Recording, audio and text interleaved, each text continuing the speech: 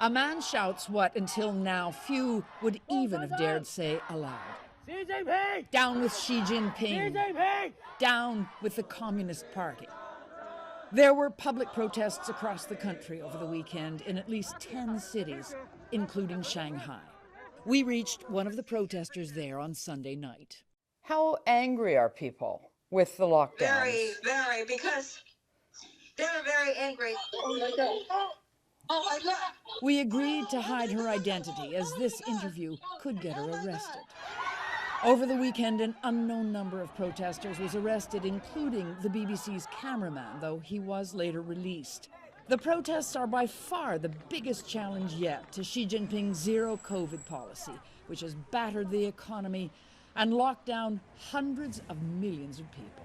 What do your friends say about the Chinese government's management of COVID? People do not support it at all. The anger was actually sparked by a tragedy thousands of miles away in Xinjiang, Western China. 10 people burned to death in an apartment fire last week.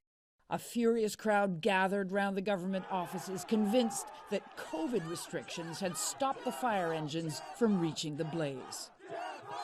Authorities denied that, but the story was a tipping point. People gathered at vigils in sympathy with the victims, and some held up blank pieces of paper to symbolize the way critical voices in China are silenced.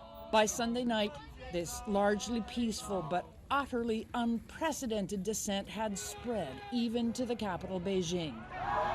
Now everyone is wondering how the government will react. But Xi Jinping's commitment to mass testing, lockdowns, and vast warehouses for isolating COVID contacts is core policy. And the sight of citizens chanting, "Lift lockdowns," isn't likely to change his mind. Elizabeth Palmer, CBS News, Tokyo.